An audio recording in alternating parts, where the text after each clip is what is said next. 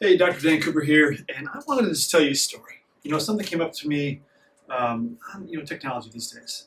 You get these notifications of events in your life via, in my case, Google Photos. Facebook does it. There's different social medias, and all these things will remind you of things for whatever their purpose is, for fun, whatever. Uh, and I got this notification or reminder of an event that happened. I think it was 8 years ago. Uh, anyway, it made me think about some things. And the memory is about an event that I did with Operation Shifting Gears. It was a combat injured veteran nonprofit that I was an integral part of for a handful of years. And our first event, so our sport of therapy was cycling, and we had our first event was in Winston-Salem, North Carolina. It was great. Great event. I was super stoked with how well it was all put together, and apparently other people were too, because it is now part of the pro circuit, which is pretty cool. We started this race, and it's now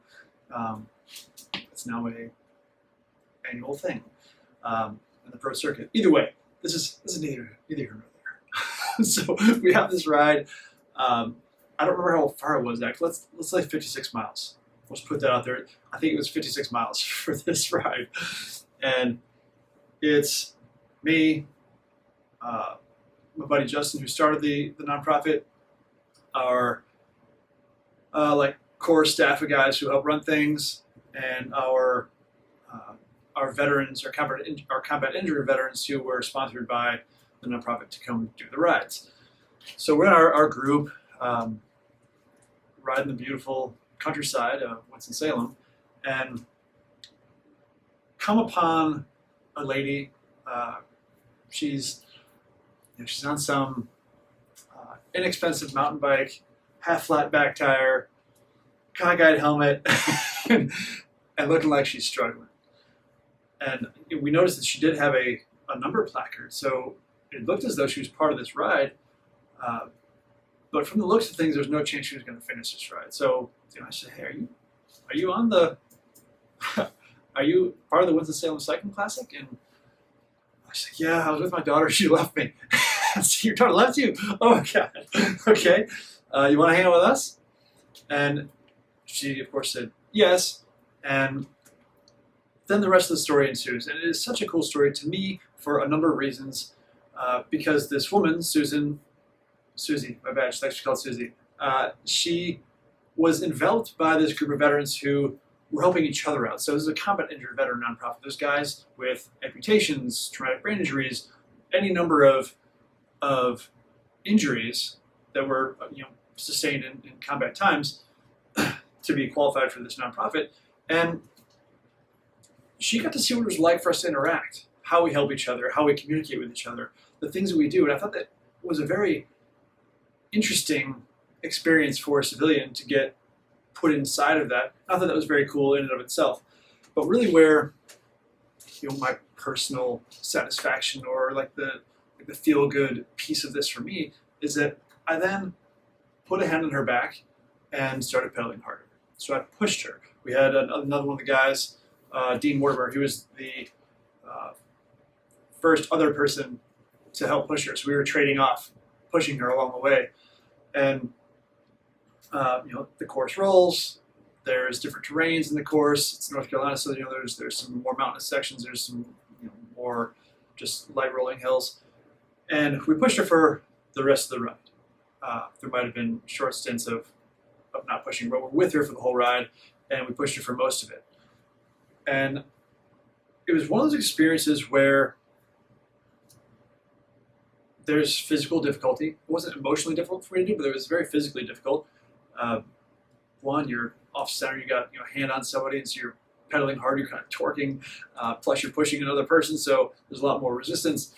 So physically, demanding physically, especially when we're doing these heavy uphill sections, which is where she would need the most help.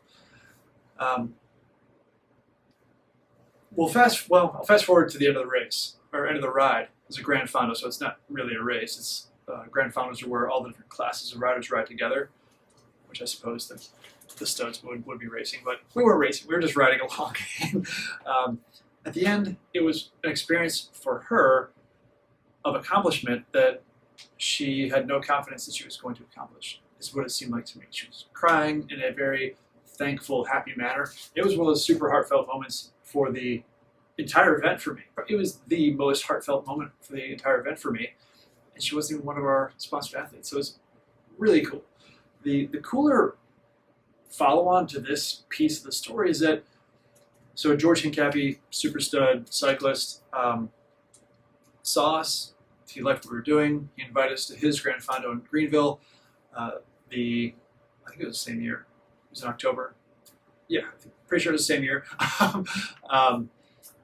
So we go up there, and lo and behold, Susie's there too. We can't sponsor her because she's not a combat injured veteran, but she paid her own way because she wanted to be there with us. It was just so great.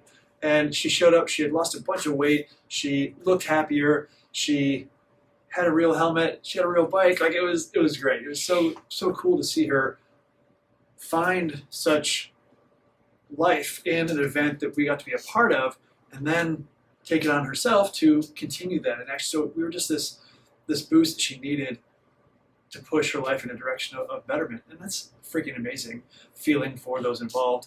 Hopefully you think it's a cool story too. I will tell you the piece of this story that I wanted to mention. So George's ride was an epically gorgeous ride.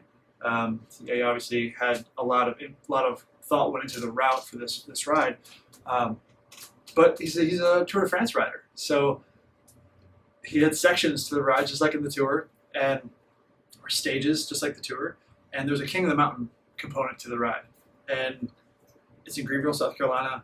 It's not over in the Rockies, but there's some steep ass grades in the Appalachian Mountains, and real twisty too. So you're on steep grades doing switchbacks, which makes it so much tougher. You can't just stand up and grind. You have to do all these little hairpin turns. And Susie didn't need help for a lot of that ride prior to getting to the King of the Mountain section, but she stayed with us, and I gave her some help on some things she probably really needed help on, just because I loved that role that I had previously. That I was trying to engender the role a little bit longer, even though she didn't need it. But get to the King Mountain section. She's concerned. She's tired. There's already been some strenuous sections where they were challenging, and then this comes up, just goes up, and I said to her, I'm going to be with you for this whole thing. All I ask of you is that you don't stop pedaling. If I see you coasting without pedaling, I don't even care if it's an ounce of pressure on the pedals. Just keep those pedals turning. If I see them not turning, that's going to crush my motivation, and this is going to be a much more difficult task. Can you do it? She said, I will do it. And it was a 7-mile climb, so excruciatingly long climb, and my hand never left her. My hand was on her back the entire time. Now, other guys did come in and assist me. So the way we do this, it's really cool how when you're pushing somebody, I don't know if we had a name for it, but it's like a bird formation, how they stagger. And that's kind of what it looks like. So if I've got my hand on this person's back, they put theirs on mine, we kind of V out in this fashion, and we all just pedal harder. So the person in the middle is getting pushed by this group effort. And so being that it was twisties, we couldn't really have wide formations of people helping to push. Plus, dudes are just getting broke off on their own. It's a freaking intense climb. So I stayed with her the whole time. We had different people coming in, hand on me, hand on her other side, whatever it was. And they get to a fatigue point, peel off, somebody else would come in. For some instances, I was by myself, which I was concerned about. I mean, the grainiest of grinding gears, just grinding as hard as I can, hoping, like, when is the next person coming? Oh God, somebody come help me. But that was amazing, and my hand never left her back. So I stayed with her the whole time. I'm sure, I don't remember, but I'm sure at the time somebody said, hey, Coop, you want to peel off and let me come in? I would have said no. It was one of those things like, I've got to finish this, and I've got to take this to its end. So I did, and somebody else, not me, somebody else, once we had ascended the climb and we were now, it's leveling off, we're going to go down, do some little lighter terrain stuff on the way back down into the next stage, wherever that was. I don't remember the course exactly, but somebody else said, "Hey man, let's get off the bikes, stretch our legs. That was a brutal climb, and suck some water, recover a little bit before we continue because people were getting broke off." I said, "Okay." I was totally down, and it didn't happen until I took that first step off the bike. Legs cramped, all of them, like calves, quads, hamstrings. I think my ass even cramped. Just brutality cramps happening left and right. And, I writhed in agony for a minute, and stretched, and oh my God, this is terrible. But my body held out. It was so cool that my body held out to the end. It didn't tell me. I could tell I was fatigued. Obviously, I could tell I was fatigued. I didn't know I was to the point of locking up, cramping in every muscle in both my legs. So it was very cool. My body held out until the mission was accomplished. Very cool. And anyway, that just came up earlier today. Maybe it was yesterday, but today I was thinking about it. So I thought I'd tell you about it. Cool stories in life. I think it's kind of important to remember the successes that we have, and not to dwell in the past and I used to be this way and all that kind of stuff, but to remember the good things you've done. I think the thing about that is so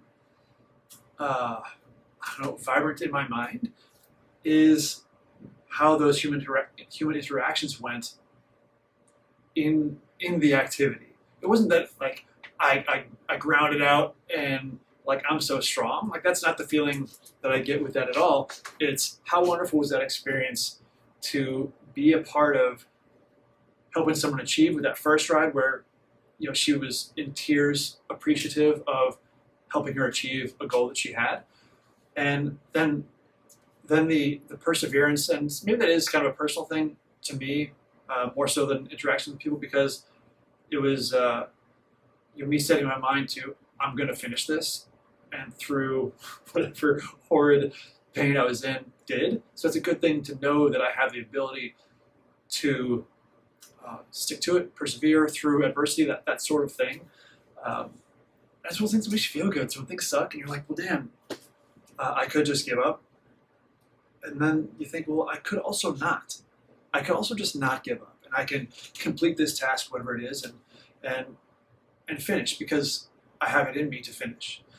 I think that's a good lesson to learn about yourself as well. I've got a story that I like to tell that's about that I won't spare you with for now.